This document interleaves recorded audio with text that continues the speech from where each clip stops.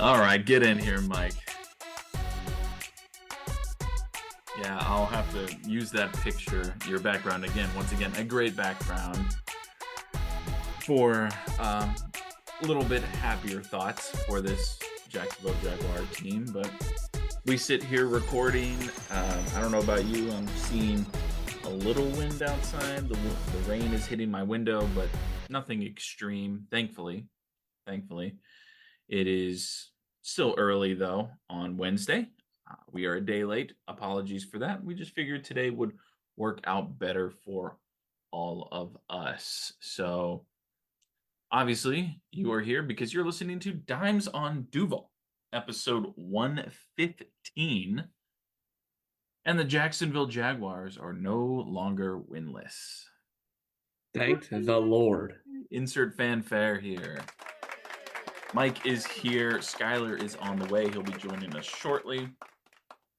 We're going to go ahead and get things started because why not? Let's talk Florida State first because, we got to save the good stuff for the end when we talk about the Jags. But Florida State has a bye week coming up. Just lost to Clemson in a 29-13 contest. A game that kind of looked like Dabo took his foot off the gas in the second half where they ran the ball a lot more. Mike, what is wrong with Florida State's rushing offense? Your leading rusher, Lawrence Toafili, has 10 carries for 16 yards. So full transparency, I did not watch the Florida State game this weekend. However, Okay.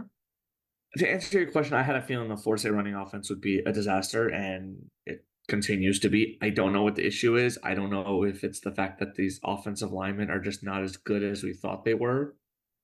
Going into the year, we thought this experienced filled team would be better than what has been advertised, like what is occurring right now. And it just, I don't know what it is. Maybe they're just not giving a damn. Maybe they're quitting. I don't know. The running game is non-existent, and I don't know if it was a heavy reliance on the fact that we had a mobile quarterback last few years in Jordan Travis to maybe open up some holes. But now that you have a quarterback that's more of a pocket presence compared to running around escaping sacks or whatnot, maybe that's why. I don't know, and I don't know if there's ever going to be an answer the rest of this year. So I truly don't know the answer to that question. Okay. Yeah. I feel like it's majority on the offensive line. I think with Brock Glenn in at quarterback, he gives you more of a mobile presence than DJ Uiagalelei did, which, speaking of Glenn, in his third career start, completes 23 of 41 passes for 228 yards. His touchdowns were to Amari Williams and Ja'Kai Douglas. Nice passes. He had his moments where he still looked So unseasoned. from what I've listened from podcasts and stuff, they said like Brock, given the circumstances he was in, facing Clemson, who was a top 20 defense, probably top 30 defense. And granted, luckily it was at home, not on the road, but like he still had some flaw or some moments of weakness, which is expected in a young quarterback. This is his third career start, if we're being real. Or third or fourth. Third. So third, okay. So like he's gonna experience it's gonna be a growing pains, but hopefully from what I've heard from, for example, the Knowles 247 staff, from Bud Elliott, from Twitter, from FSU Twitter, Glenn looked okay given the circumstances that he was entering. So hopefully I will hopefully see the game next week, but we'll see. But as of right now, I'm so glad Florida State does have a bye week because, man, I am very upset. I had this, and I don't know if you watched all college football this past weekend, but I could not watch all the college games because I had one of my in-laws in town and also had a engagement party for one of Julia's cousins. But man, that weekend was insane for college football. And I'm glad Florida State, and it kind of pisses me off that Florida State is terrible, so they can't be a part of that. But also it makes me so happy that Florida State is terrible, so I can actually try to watch how good college football is across the whole country. Yeah, I've watched a lot of other college football games this year than I normally would because I was trying to turn the TV away from FSU as much as I could, similar to what I've done in the past with the Jaguars. But did you watch the whole game Saturday night? I did. I game? watched almost all of it. So I what did you just think? Did you think the offense looked better? the Now let me offense ask, let's turn the tables. I'll ask you the questions. the offense looked a little better. Again, the running game, they had no rushing yards through three quarters. You just can't Yeah. have that. And to be fair, some of that is, Brock trying to get out of there and getting sacked or whatever. But his throwing poise just made me happy because there were some times where, well, okay, but it was every time DJ had the ball and he dropped back, he looked like he was about to get punched in the face or something. I didn't see that as much with Brock. His touchdown pass to Ja'Kai Douglas, he threaded a needle. Like he threw it in between two Clemson defenders that were coming right here. He went right through there. It might have been kind of a duck, I did see but the he got highlight it of to that. him. That was a very accurate throw. Maybe not the greatest arm, but it Yeah. looked like it got there. It got a touchdown. That's all that mattered. I did Yeah, see that highlight. exactly. I mean, that was promising. Patrick Payton blocked a field goal. Actually, I'm pretty sure he blocked two field goals in that game, which was just kind of cool. I mean, that might be more on Clemson's kicker than anything, but cool to see that. But still giving up 265 yards on the ground, not going to win you any ball games. Cade Klubnik got revenge from last year after getting the strip sack on him. I mean, I'll never forget that game for the rest of my life because that was so awesome. Um, I yeah, will he got say, just revenge, correct me but if I'm wrong, but yes, they allowed a lot of yards, but they did have and this is Adam Fuller's mentality, defensive coordinator Adam Fuller, bend, don't break.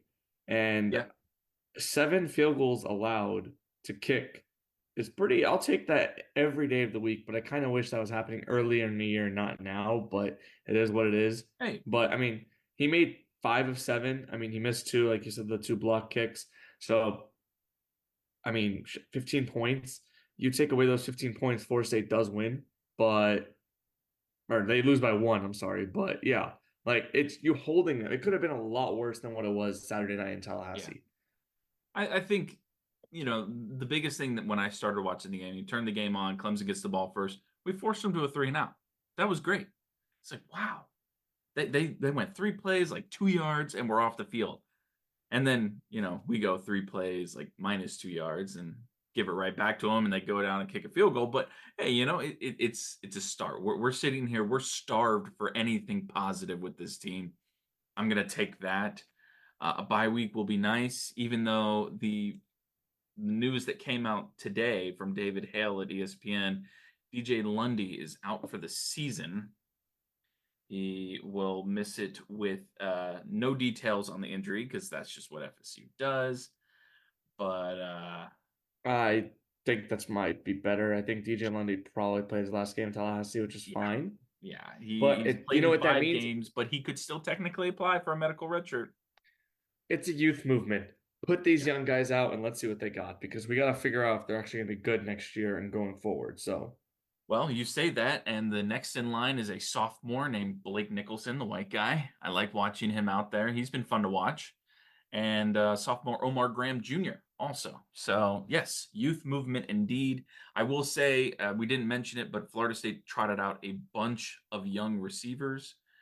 Granted, they did drop some passes, but the veteran guys drop passes too. We need Ron Dugans out of Tallahassee because I don't think he's the answer at wide receivers coach anymore, even though like Poitier, whatever, those guys stink. They shouldn't even be on the team. I still think that we should be catching footballs because it's a Division 1 college football program, not Pee Wee. So I did mention so yeah, already, I yes. Oh, go ahead. like you mentioned DJ Lundy. It kind of stinks that he did get hurt, but I also think it's better for the youth movement. But this also shows that linebacker recruiting needs to be addressed in the future, and we don't have a lot of linebackers right now, so it's gonna be very interesting down the stretch of the season. Florida State's not making a bowl. I've already accepted that Yeah, me too. after we lost to Memphis. Um, shows we'll just see how it impacts the team going forward. We're gonna have to move safeties down more in the box, maybe more extra secondary help. We'll see. But I am very curious on how Norvell has handled staff changes coming up in the offseason and particularly at linebackers coach. Randy Shannon. Get him the hell out of there.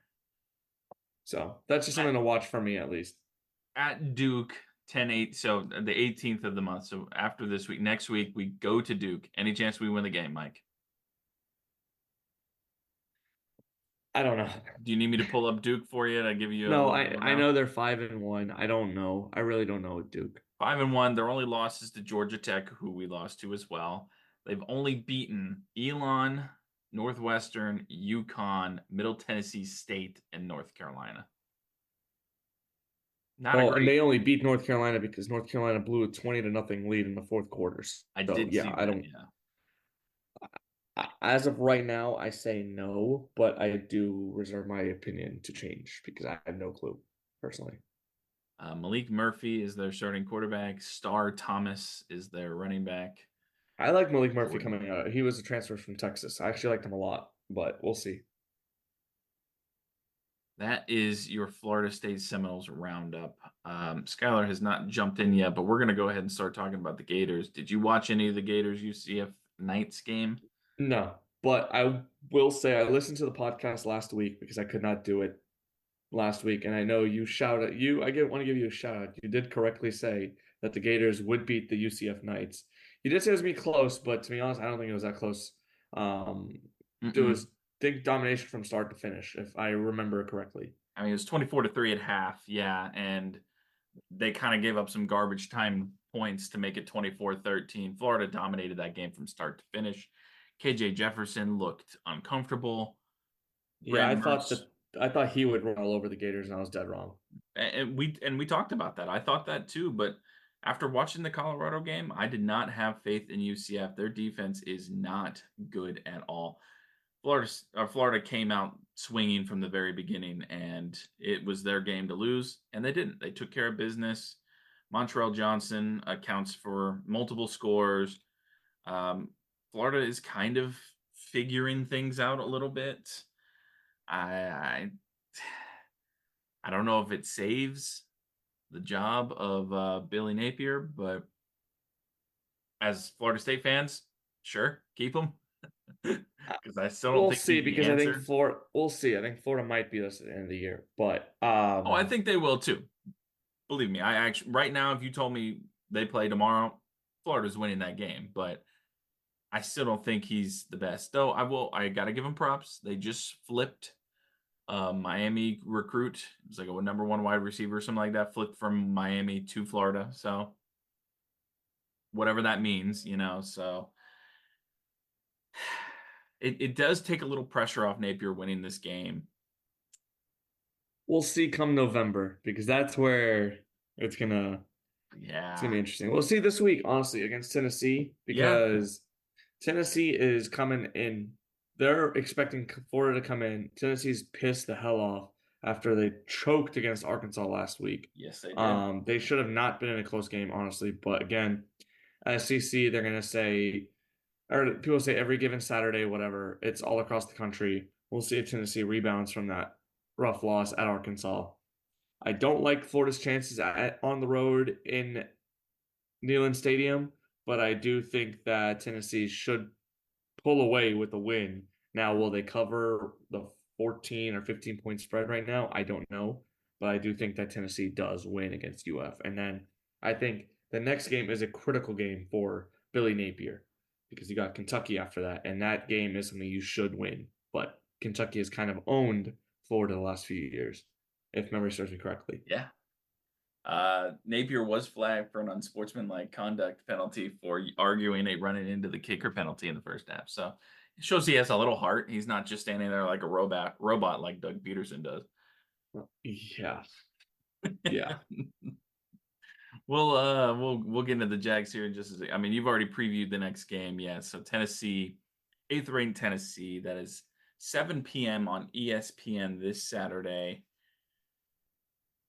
I don't see a situation where Florida pulls out this win unless they pull out every trick in the book. But even then, it's gonna be really hard for them to even be in this game. Yeah, I like I said, I don't think Tennessee should not lose this game. Tennessee is also, although I will say this, maybe Tennessee is in a look ahead spot. The week after Florida, they play Alabama at home. So maybe they'll catch Tennessee in a look ahead spot, but I think Tennessee will be ready to go and just beat the brakes off of Florida and then focus on Alabama because Alabama, that weekend, October 19th, is going to be an insane weekend for the SEC. Yes, it will. What other games are there? You got it up or no? Give me about 2 seconds. I'll get it up for you. Pause, because that is definitely a statement I kind of regret immediately saying. But yeah, the So you said you're talking about the 19th. Is that what you're talking about? yeah, you got All right. Well, I Alabama got going. Georgia, Texas is one Yep, of the you games. got Alabama going to Tennessee. You got Michigan going to Illinois. You got, like you said, Georgia going into Texas. You've got UCF going into Iowa State. Go Texas. Kind of. You've got maybe TCU going into Utah. You got a lot of good games that weekend. You got Miami going on the road to Louisville. You've got South Carolina going to Oklahoma. You got I was gonna say Oregon, but Oregon's playing cupcake in Purdue. Virginia and Clemson, two possible 5-win teams going Hmm. at it. So it's gonna be a great weekend for college football in 2 weeks. So, but yeah, I think this weekend is gonna be interesting for Tennessee. Are they looking ahead, or are they going to be focusing on the job at hand against the Florida Gators? Who would have thought right here in on let's see, October 9th, 2024, if you looked at the 2024 SEC standings, that Auburn would be at the very bottom at 0 and 3. Auburn stinks. I didn't think they'd be very good, but they're the only two winless conference teams are Auburn and Mississippi State. Oh, speaking of SEC, we failed. I'm still like, can we talk about how Vanderbilt beat Alabama? That's still wild to me. I still did not think. I never thought say those words in my life, and that happened. I watched almost that entire game. Vanderbilt had control, but also Alabama. Did you watch it? I watched the first 2.5 quarters or almost 3 quarters of it. Alabama did everything they could possibly do to lose that game, especially one specific drive where they could have stopped the drive 3 times. They ran into the punter, they illegal hands to the face or something like that, and then roughing the passer. All three happen on one drive, and Vanderbilt, of course, does what they're supposed to do: marches down the field and scores. You don't win a game committing that many. I mean, I I, don't know, I man. will say I gotta give Vanderbilt a lot of credit, and I see Skylar just joined, so we'll talk Gators real quick again. Yeah. But Vanderbilt, I will say they are impressive. They led from wire to wire. They never Mhm. trailed, so I'll give them a lot of credit for that. But Skylar, welcome back. Thank you. Thank you. Hope everything's good so far with the hurricane prep for both of y'all. Yeah, You all got good everything here. you Hope need? the same with you. I got all the whiskey today, so we're set. There we go. But no, I mean, I guess I'll jump right into talking about Florida UCF. Yeah, go ahead. We talked a little bit about it. Go ahead. You give your thoughts. What did you think of the game? How did you think? I didn't watch any of the games, so I don't know who played or who Yeah, not. I don't know who the quarterback was for this weekend. I'm assuming it was Mertz, but yeah. I don't know if I Merce was know. the starter. Lagway got a drive in there. I didn't see if he got much more after that. He threw a really nice seam route that got us to the 2 yard line, and I think that was our second touchdown of the game. But honestly, I think that was one of the best games played under Billy. Because I mean, his first win as the coach at UF was against Utah, and that was huge. But it was a game that we kind of got lucky. Anthony Richardson did some magic in that game. So this is the first time I felt like I watched a game that Billy coached, and it was never really out of control. But it was also an opponent that wasn't like Samford. So Right. it was nice to see, but also a little scary because I don't want to root for Billy to, you know, keep going. And then we got a tough stretch down the road. So I mean, it is good to see this. It makes me feel like maybe we might be able to pull off one upset because I mean, Texas looks really good, obviously, but Georgia has had ups and downs. All their players keep getting arrested, so maybe they might not even have a roster by then. Um, so Honestly. It's tough to. It was fun to watch. It was good. It was refreshing. Because UCF's been talking so much smack the past few years, and I know y'all just living in Florida, everyone hears it. And obviously, we got walloped by Miami, and to play UCF and beat them in that fashion, it wasn't like dominant. We could have probably been more dominant, but I think Billy, got conservative towards the end and just held the lead, and Sure. and UCF really couldn't do much. And I wouldn't want to say like they're still little brother, but it kind of just had that feeling. They moved up a conference to the Big Ten, but UCF will it's going to be really tough for them to ever break that shadow from the Big Three. So, but we'll see them again next year in Gainesville or in Orlando. So. Oh yeah. Well, yeah. To speak on the UCF being just obnoxious, I mean, I never had any problem with them claiming national champion stuff. I know Mike didn't like that very much. I remember that from back in the day. It didn't bother me because I just didn't care. I was like, oh, it's just Yeah. UCF, whatever. But I think the biggest thing that really ticked off FSU fans this last week is they were calling this game the Sunshine State Showdown.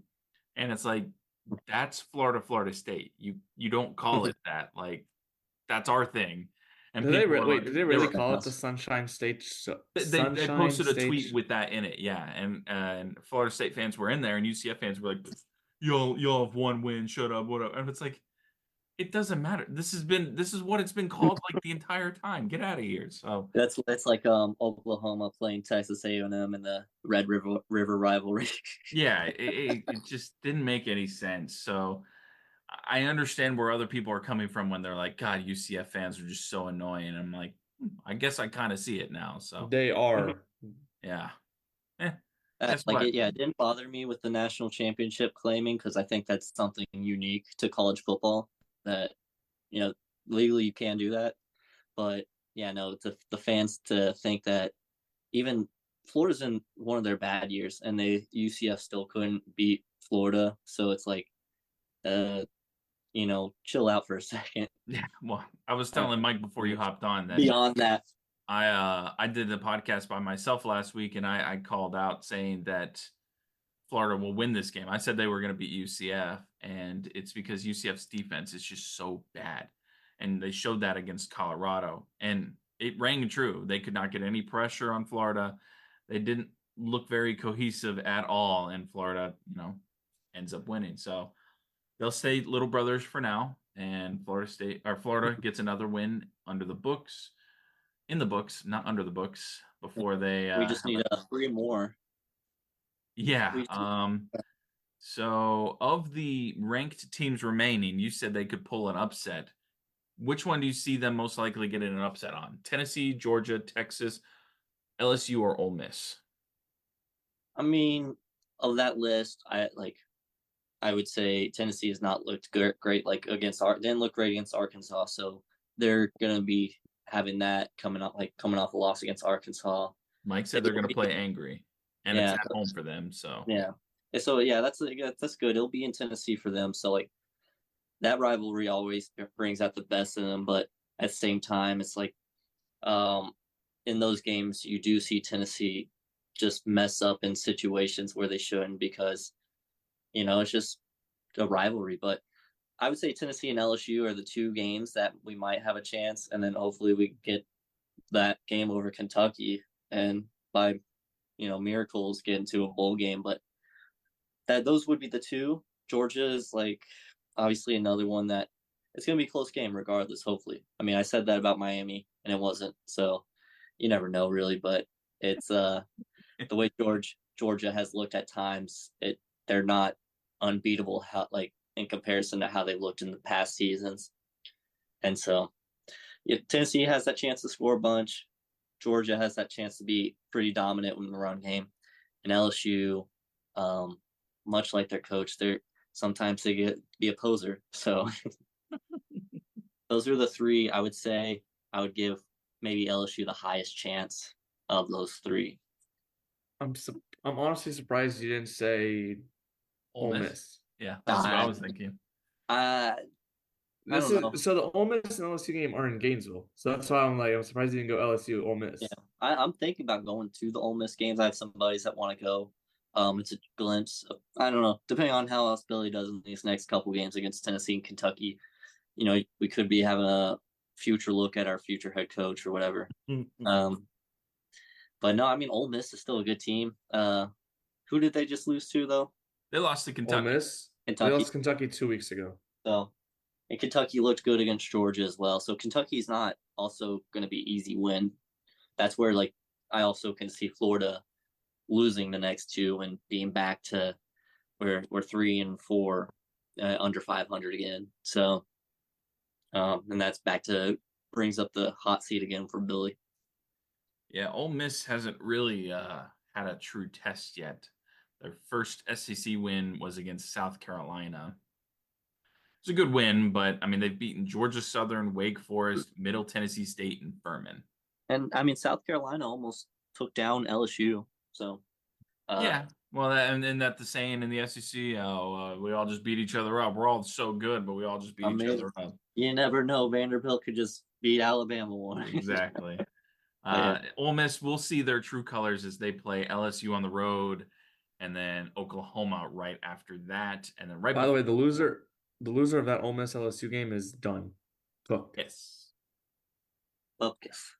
Like in terms of the playoff, because they both have 2 losses now. Since we're going down that route and we have the extended meeting this time on Zoom, we can go a little longer here. Georgia, let's say they got Mississippi State this week, but they go to Texas and they lose. They'll have 2 losses against 2 quality opponents. Do you see another loss on the schedule to knock them out of the playoffs, or do they get in if they have somehow 3 losses? Yes, Georgia. Let me pull up their schedule. I have it here. The Mississippi State at home this weekend, at Texas, home versus Florida, at Ole Miss, home versus Tennessee, versus UMass, and then Georgia Tech to end. So I think I said the other one, the loser of that LSU Ole Miss game has 2 losses. They're out. I don't think all 2-loss SEC teams are created equal, if that makes sense. Correct. If Georgia loses to Texas, they're still in the playoffs. Just 100%. To add on to Mike's point, I think the reason why is because like in the SEC West, you'll probably have maybe 4 teams with 2 losses, but in the There's no SEC West anymore. Well, valid, but you get my point, I guess. That's crazy. Well, like for example, Ole Miss, the first 6 games, their toughest opponent was Kentucky, if we're being real, and then the back half, LSU, Oklahoma, Georgia, and maybe Florida. Like if Florida's relevant by then. But like, for example, LSU's schedule, their toughest opponent the first 5 weeks was USC, and they lost to USC. Yeah. Oklahoma, and if you look at the standings right now in the SEC, you know who's leading the SEC? Texas, right? Texas A&M. Oh yeah, because they got more. They're 3-0 in the conference. Texas is 1-0. LSU is 1-0. They're the only undefeated teams. And what with the new playoff, they say you're automatically in if you're a conference champion or whatever. That doesn't mean they're going to be 2 conference champions, but they'll be in that game if they win out. Their schedule, they've got Texas still and LSU. Those are the only ranked teams they have to play. They have the easiest route to get to the SEC championship game. Texas A&M. Ugh. We'll see. It could be an interesting, and with the college football playoff this year, like Texas A&M and Texas play each other at the end of the year, and there could be a chance where they play again the week after. So, like, does the game matter in week 14 or week 15, whatever it is, before the conference championship? In this, literally has been a debate all season. I cannot wait. Football. I sent something. It was a TikTok, I guess, but it was just a picture to Keith. And ticket prices for that A&M Texas game are at like $1,400 minimum. It could triple by then if, let's say, Texas A&M keeps winning and Texas keeps winning. Yeah, it's going to be an insane matchup. Insane. Yeah. No, it's fun to see that. And that's what's frustrating too is the Texas A&M's got first-year head coach, but it takes 3 years to build a program. That's according what they say. According to Billy and Willie and who else is out there in Tallahassee now? I forget his name. I draw a blank. literally just drawing a blank. Mike Norvell? Yeah, he's Oh. got that 3-year bill too. Yeah. I was like, wait, what? To be What's happening? fair, his first year was the COVID year. That should automatically add an extra year. Yeah, that's fine.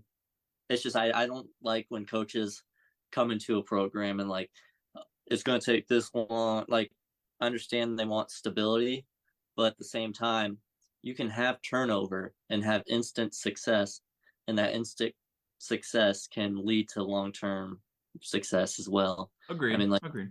there's no trouble for Ohio State transitioning from Urban Meyer to Ryan Day. So Alabama, I mean, besides the loss to Vanderbilt, they've looked really good so far. Yeah. So I I don't know. mean, It's frustrating to see. it's a good point. I mean, we can look at Doug Peterson, who has a losing record right now, and he's 3 years in. So, But his first 2 years were also winning seasons, and it's the first time we've had back-to-back winning seasons since the mid 2000s. oh yeah, absolutely. And that's why every team is different. Every situation is different. You can't just pick and choose. Everything is going to be a little different. But why not? Let's just use that as a transition. Mm-hmm. As Mike goes to the restroom. It's okay. I think the AP said it perfectly here on ESPN. It says, no longer winless, the Jacksonville Jaguars can now start working on not being defenseless. Did you watch the game, Skylar? I watched the back half. I was helping my mom move a fridge, and so like I was listening to the radio when Tank Bigsby had that 65-yard run, and I was celebrating hard on the off ramp getting on the Kernan. And then I get home and turn the TV on, and I'm like, "Are you serious? This is like I only get to see like 10 minutes of football, and it's going to be the Colts just coming back from 14 down in the fourth quarter to do this." Alec Pierce is on my fantasy bench. I put him on my bench because I don't like to start players when they're playing the Jaguars, and he goes off and gets 20 points. Yeah. I still won, but point being is like, yeah, they sounded so great when I was away from it. Everything seemed great, and then I turned the TV on, and then all of a sudden, just a big play, do quick drive, big play. Yeah. I had a friend that left the game when we were up 2 scores, and when he called us while we were at the sports bar, didn't realize that the game was tied again, and it was just, what is wrong with this defense? But before we get into the defense, let's talk about the positives from this game, all right? First off, Trevor Lawrence. He goes 28 for 34, career high 371 yards, 2 touchdowns, an inexcusable interception on a throw that Jordan Love placed perfectly in the Packers game, but Trevor did not place anywhere near perfectly in this game. He looked poised again. He looked like the old Trevor. He made his first reads, was able to get the ball out quickly to gain momentum, and was able to throw the ball down the field and complete the long passes like we've known he has. Mm-hmm. The Texans game, we saw miss throw after miss throw. It was like, man, what is wrong with this guy? He made those throws today, or Sunday, excuse me. Yeah. And it made my heart happy. Thank you, offensive line, for giving him more than 0.7 seconds to throw the football too. So I think the difference in his performance from between Houston and Indianapolis is literally just the amount of tension that he probably puts on himself. Mm-hmm. It was his birthday. He was relaxed, right? Yeah, I mean, he had a good week. He was around family. But at the same time, going into Houston, they were the first place team, and it's like we had to beat these guys.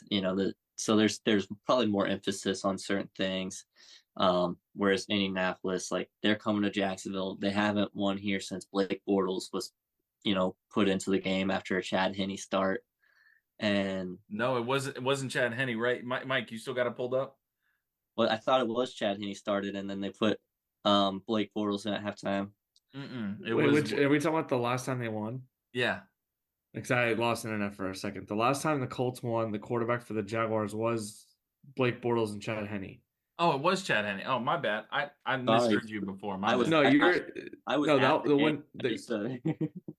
Keith, you're thinking of a different game. Oh, my bad. The 6-0 game. The 6-0 game. Yeah, that's right. We were talking about the 6-0 game. That was that Cody guy. Cody Kessler. Yeah. I would have never guessed that. Good job, Skylar. Well, I would have never guessed that. the Colts were also on a 6-game 30-point streak, and we shut them out that game.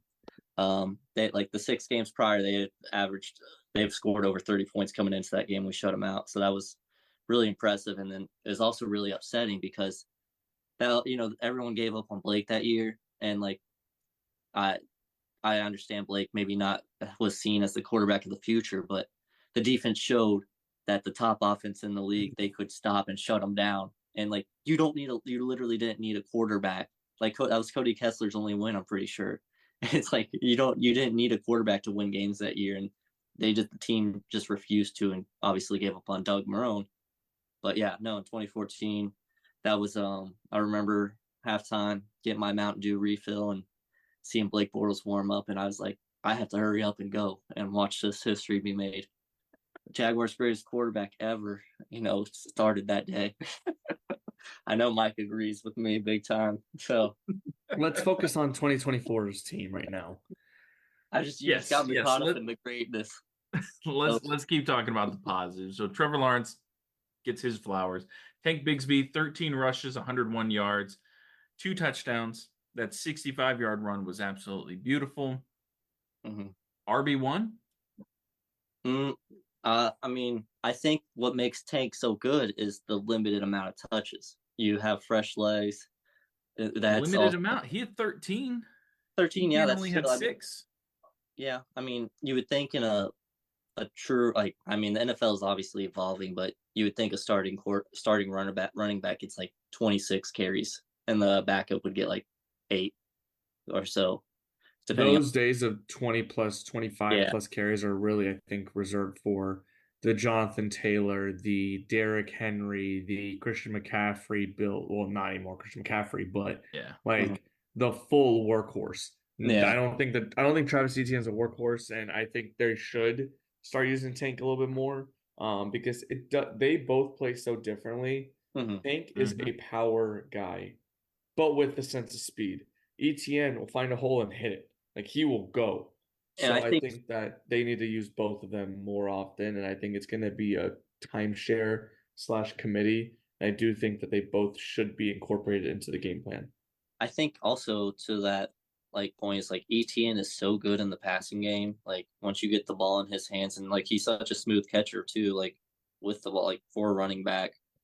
I think it's the first drive of this most recent game where he had just caught a pass in the flat and broke a tackle and got the first down on both of those little dump passes. And yeah, he had 6 receptions. Yeah, I'm sure Tank is capable of doing that, but that's also Tank's not strong enough at that aspect of the game yet. You'll notice when Tank comes in, Parker Washington comes in, Devin Duvernay comes in, it's a run play, for sure. They might hand it to Duvernay, they might give it to Washington, they're most likely giving it to Tank, but it's a run play when Tank comes in, and then when Etienne comes in, it's usually pass play. But that's where I just don't want them to get too predictable with that. But I do think it is great. It's like when Fred Taylor, Maurice Jones-Drew were just running all over the place. It's, in my opinion, I think better offenses are better with 2 backs. Unless if you can find a guy like Christian McCaffrey, but that's rare. Those are diamonds in the rough, and I agree with what you're saying, because I wasn't trying to pick on Etienne saying he needs to be benched.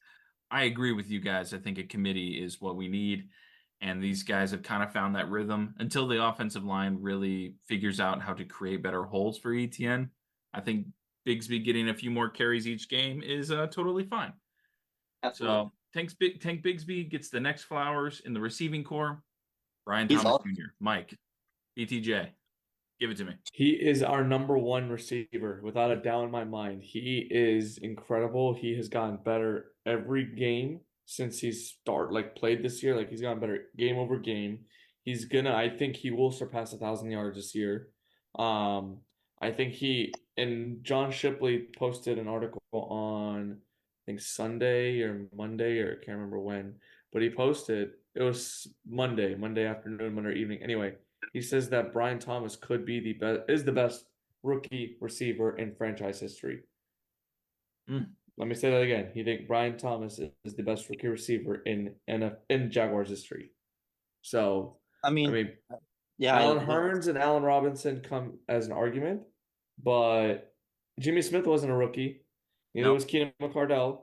I would So, say like, honestly the only other argument is Justin Blackman. He had that 200-yard game. I can't remember if he was a rookie then or not. he was, then he got suspended. So hopefully Brian Thomas doesn't go down that path. But right now it's Brian Thomas, and I don't think it's a debate. I He just, is out of curiosity, looked up Matt Jones's rookie year just to compare. Brian Thomas has 22 receptions for 397 yards and 3 TDs through, 5 games? Matt Jones had 36 receptions for 432 yards and 5 touchdowns the entire season. I will say different kind of era, but yeah, it's not a debate. I think Brian Thomas is unreal. He looks incredible. He is arguably the best.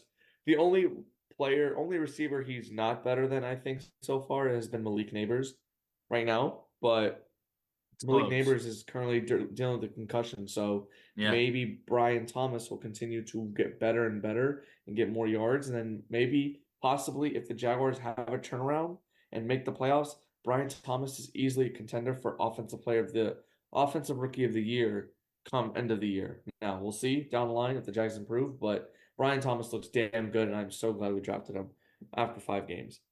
Yeah, no, I agree. He's quickly becoming one of my favorite players. Like I drafted him in fantasy because I expected him to be great. It was funny when people were talking about like how upset they were with us getting a wide receiver, and obviously like offensive line was the biggest talk. And these last 2 games, the offensive lines looked great. A little like no sacks to Trevor this last game. I don't know if in Houston if they allowed a sack, but that's just been where you can see Brian Thomas just shine. He seems to always be open. He's huge. He's fast. He's not even running as fast as he can when he's out there. I love the background, seeing that guy dive flat on his face and he cut. Yeah. By the way, he got cut today. Yeah. The DB. Yeah. So that's awesome. Which one? The DB tackling Brian Thomas in this picture, attempting to tackle. He got cut today. Oh. So yeah, it's kind of, I feel bad, but also don't feel Imagine bad becoming a meme. I got paid a lifetime of money, so it's fine. But Keith, what are any thoughts on Brian Thomas? Because I want to talk something real quick about all these players. I mean, I want to buy his jersey. I've said that from the beginning of the year. If he impresses me, I want to buy his jersey, and I feel like I'm kind of have to buy one now because he has just been nothing but impressive. But go ahead with your point. So Trayvon Walker, Trevor Lawrence, Tank Bigsby, and Brian Thomas. These 4 they balled the hell out today. Or I'm sorry, Sunday. I just said the same thing. And I don't want people to reverse their thought process with Trent Baalke. These are all Trent Baalke picks. Don't get it twisted. He still stinks as a general manager. But they all finally played up to their actual potential. I still think Trevor has room to grow. I think Trayvon had a hell of a game. 3 sacks was incredible. Career high. And it was his first 3-sack game of his career, and he forced a fumble to set up. By the way, that fumble at the end of the first half was incredible. You needed that because the Colts were driving, the fumble happened, Josh Allen picks it up and runs it, almost scores for a touchdown. But I wish they took one shot in the end zone, but it didn't happen. It's okay, we got points. But I thought Trayvon Walker deserves to get some recognition for the game he played today. Last I keep saying it, Sunday. I know what you mean. But yeah, so I think that Trayvon Walker was the lone bright spot out of the whole defense. The defense looked like garbage. Well, that needs to be brought up as well. So, well, I was gonna say, do you think that Trayvon will have the numbers Josh Allen had last year, and Josh Allen will have the numbers Trayvon had last year? Like we're possibly, but I don't know. I mean, we'll see. This week is another get right game for the defensive line. This week against the Bears have no offensive line, so this week could be a week where they feast. I'm not relying on it. I'm not expecting it because Ryan Nielsen is struggling calling this defense, but. Yeah, and we've already seen that we struggle against quarterbacks that aren't statues, that Joe Flacco is the ultimate statue, even though he had 40 yards the run against us in this game. But Well, that's where I'm going to get to the bulky, not so great picks, since Mike wanted to shine on those, and I want you all to remember. Well, I'm not He's shining on. I'm just saying, don't take away from the whole shining on those picture. picks, not on him. Yeah. On those picks. Let's talk about Antonio Johnson. That guy stinks. He led the league. He led the team in tackles, but that's because he's never guarding his guy. He's wide open, so he has to tackle him from behind. Just completely looks lost on the football field. Yeah, I haven't Andre seen it. Cisco was told to bulk up and has forgotten how to play safety. Is taking the wrong angle, I don't know, 5 or 6 times. Cinco Cisco was a great nickname, but I don't even know if he knows what he's doing anymore. The tag team of Chad Muma and Devin Lloyd still have done nothing to impress me. In Ventrell any way, Miller, shape, or though. form. Say that again. Ventrell Miller has played as Ventrell well. Miller has played better than they have in his second game or whatever. So, those are the guys I wanted to mention for bulky bad. But also, I wanted to mention another bad is someone we signed this year. Gabe Davis stinks. Mm-hmm. I don't like Gabe Davis at all. Just plain and simple. He drops the ball. The fumble he had was just inexcusable. He's been awful. Gabe Davis has not done anything for me. Not a good signing at all. So, also shout out to Brenton Strange. He's still consistently playing decent. He didn't have as much of a production this week, but we'll see when and if esque. Evan Ingram comes back. We'll see what happens with the Strange. Will they go 2 tight end sets? Maybe he's earned the opportunity to go 2 tight end sets. Take Gabe Davis off the field. Do you think Brenton Strange on? Yeah. I'm also. It's funny how we haven't seen Parker Washington as much, like since we saw him all the time in the preseason. Yeah, not a single target in this game. But I do think, I think Evan Ingram will help. Like that way, Trevor doesn't have to throw it to Gabe. But for the defensive aspect, a question for both of y'all. Like, Wingert's supposed to be back, I think, this week, and then Tayshaun Gibson's back like week 7, and then we'll also get Foye Oluokun in a couple weeks. But ultimately, I wanted to focus on the safety position. Like when Wingert comes back, do you think that helps Cisco improve? Do you think it'll be? I think Wingert come back and he makes an immediate impact because he knows what he's doing. Unlike I think Antonio Johnson. Yeah. Mm-hmm. No, and also I think once you mentioned it, once Foye comes back, I think Ventrell Miller absolutely needs to be on the field with Foye. You cannot bench Ventrell Miller. You have to pick. You have to have Lloyd and Muma fight it out for that defensive, that linebacker spot. And then again, this goes back to bulky trading up in the first round to get Devin Lloyd, and then taking a linebacker in the 3rd round. Now you have to pick one of them. Good job. Great roster building. That's what I mentioned while you were away. Yeah. Oh, sorry. Well, they're going to run a 3-5 defense. Yeah. Well, and don't forget you didn't mention Tyson Campbell as well. He was designated for return from IR. That should help today. And speaking of that, we put Devin Duvernay on IR, which then means I think Parker Washington will be returning kicks and punts. So that's why you were fingering me there. Yeah, that's why when you were like doing that, when you were talking about Parker Washington, I'm like, I think they're doing that on purpose to wait till he comes back. Yeah, I think they said like hamstring or something. I don't even know. Who cares? Duvernay has not done anything for me. So yeah, no. He had a good return this past game. One. Yeah, exactly. Well, literally, we're sitting at the table eating, and Scott's like, "Oh man, I'm so glad that we signed this return specialist for him just to call for fair catch every time." And then the next time they kick him the ball, he actually had like a 30-yard return or something. I'm like, "Let's go, Duvernay." Well, it's just like I wonder if we could have got Jamal back for cheaper. But I don't know. He's been retweeting a lot on Twitter, so maybe his political stance is something they didn't like. Is he on a team? I don't think Jamal Agnew. It's just no. I don't think he's no. And his whole Twitter page is just a bunch of retweets about political stuff. Yeah, he's a free agent. Oh well. Well, so at the end of the day, the defense still has a lot to fix. The offense is figuring things out. 37 points is great. Giving up 34 points is bad. You've already mentioned we go across the pond to play the Chicago Bears. I'll start with you, Skylar. Do we beat the Bears? I sure hope so. It's hard to be confident, obviously, with this team. But it's a rookie quarterback coming to London. You know, that should have some effect because rookies don't always like. I'm not gonna act like I've been in the league or whatever, but you would expect like rookies don't know how to prepare for games the same way veterans do, and that Sure. goes to say that no one on the Bears. I mean, maybe a few players. I haven't looked. Mercedes knows how to travel to London. He's been on the team. But like every other players, like how many of these players have never been to London for a football game? It's a big travel. The most times they like, especially Chicago, they're in the middle of the country, so like the longest they have to travel usually like 4 hours, 5 hours maybe by flight. I'm assuming. So this is going to definitely be the longest flight that they've experienced as a team. And I mean, I do believe that jet lag plays a great effect on them. Like we saw how bad Buffalo was with the jet lag. They suffered like a 6 week jet lag after they lost to Jacksonville last year. But Yeah, I didn't even think about that. Yeah, jet lag will probably play a big factor. Mike, what do you think? I think we do win this game on Sunday. I think.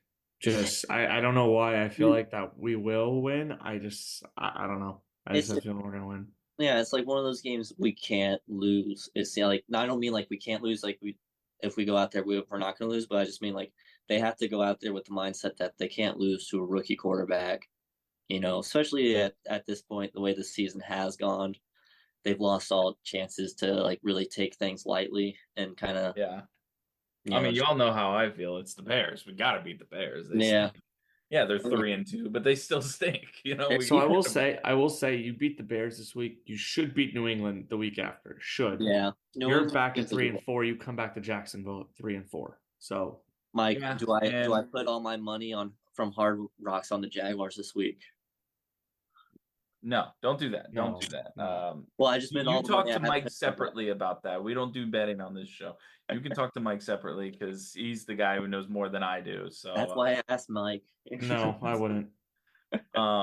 yeah. So What? if everything goes the way it's planned, Drake May will be starting for New England as well. So that's another rookie quarterback that we should beat. So I'm with you guys. We should come back with 3 wins and hopefully be in a better situation. But speaking of like the betting and situation, we talked about overreactions at the start of after week 1. We're week 5 now, and I wanted to just look at them real quick. I still have them here on the sticky note here.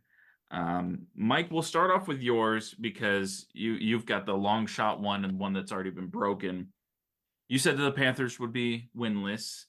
They are not winless. They have won 1 game, and that was because they brought in I a should new have put a quarterback. disclaim. I should have put a disclaimer that Panthers would go winless with Bryce Young at quarterback, but You should have. whatever. Hindsight's 2020, but Panthers are not winless. But your Chiefs 3-peating still looks very strong as they're the I second thought we made. only 2 I thought we 5-0 made teams, and they're one of that. them. One more time. I thought we made him change that one. We I made them do kept both. it. I just had them changed do the. both. He wrote down both. One of them's already busted, but the other Yeah, one says so- this one says a shot. Skylar, you said that the Bills will be bad. As of right now, they are first in their division at 3-2. They will not make the playoffs. In that division, New England's a mess. Miami's a mess without Yeah. Tua.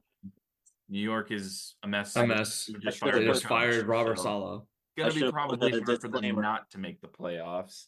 I should have put a disclaimer. That was Well, when you did put a disclaimer. You said that they'd be 3rd in the division. They're first. And No, I they'd mean, be my possibly disclaimer. under 500.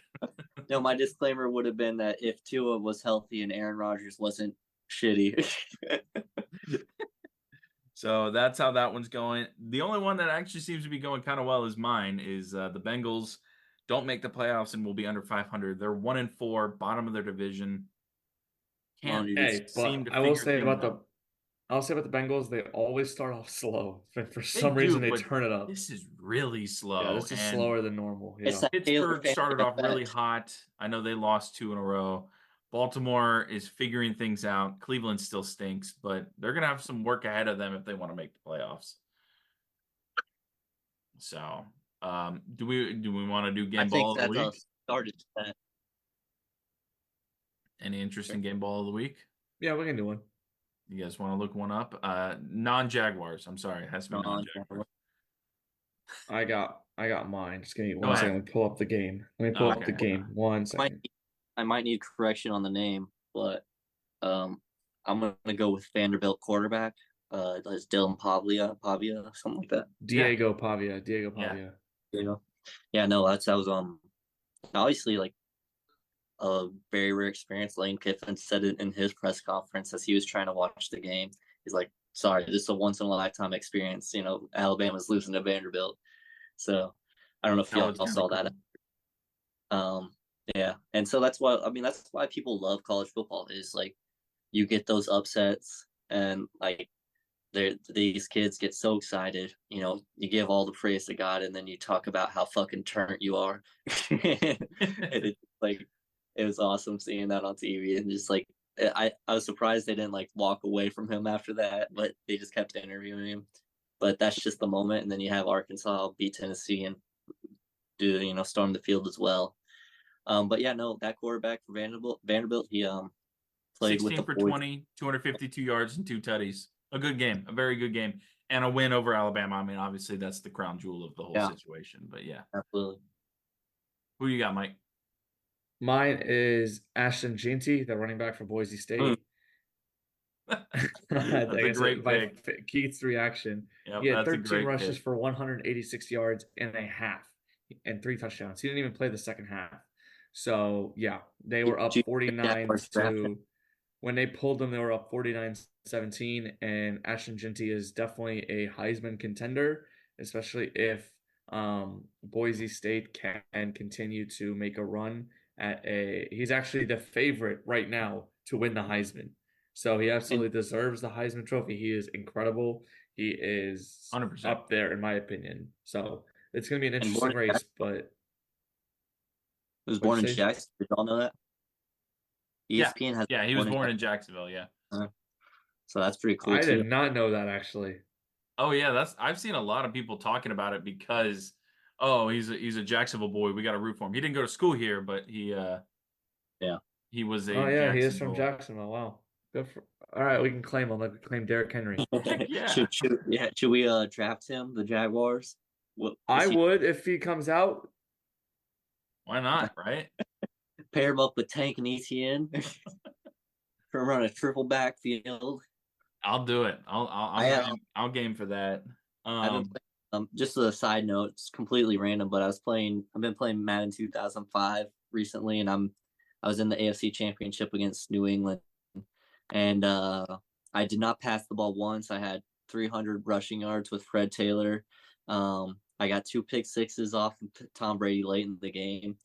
They were trying to score. It was 28-3, and they were trying to score just to not be embarrassed with like 2 minutes left in the game. Had a 104-yard pick six by Deion Grant, and then when they got the ball back again, Mike Peterson, or no, I think Aiken Ayadel, one of those two, got a pick six for like Ayodele. No, not. Yeah, exactly. That's Aiken Ayadel. Yeah. It gets me. Man, throwback right there. But for my game ball of the week, I'm going back to Thursday night. Kirk Cousins, 42 for 58, 509 yards and 4 touchdowns. How many points? Oh, 4 touchdowns. Okay. 4 touchdowns. I feel like I looked at the game; it was like low scoring. So when I heard how many yards he had, I was like surprised. Pretty crazy numbers, video game numbers esque. Man, we have gone really long, so I had a little local segment, but I'm just gonna leave it as just be safe during the storm, and I'm just gonna read our nerdy nuts since they've come out with the new flavors as always. If you want to purchase any nerdy nuts, use our promo code DIMES10 to get 10% off your purchase. The Sinister Crunch, which is a cinnamon crunch peanut butter, sounds fantastic. Mermaid Munch cashew butter. It looks weird. I don't know if I'd eat that one. We Come in Chocolate. Yes, I know that is a weird name, but it's like We Come in Peace. Cookie Dough Racula peanut butter. Berry Cobbler a la mode. Creme brulee cheesecake. That sounds really good. Oh gosh, yeah, that's like 2 of my favorite desserts. Yeah. Wrapped in Great one. Pumpkin cake. Okay. Witch's brew and raspberry beret. Oh, and cotton. No, cotton candies are always there. For those of you that don't know, wow, I just got an email from Nerdy Nut saying, "Berry scary delicious flavors. We picked these treats just for you." If you've never had Nerdy Nuts, you need to order them now and Yeah, get them before the holidays start. Put them in the stockings. They're a great stocking stuffer. We'll talk more about them as the holiday season comes on. But I think that's it for us. I appreciate you guys joining me as always. Another great episode of Dimes on D-Ball presented by Nerdy Nuts. He's Mike Yaji. I'm Keith Manzi. And we're signing off. We'll catch you on the next episode. Stay safe, everyone. See ya.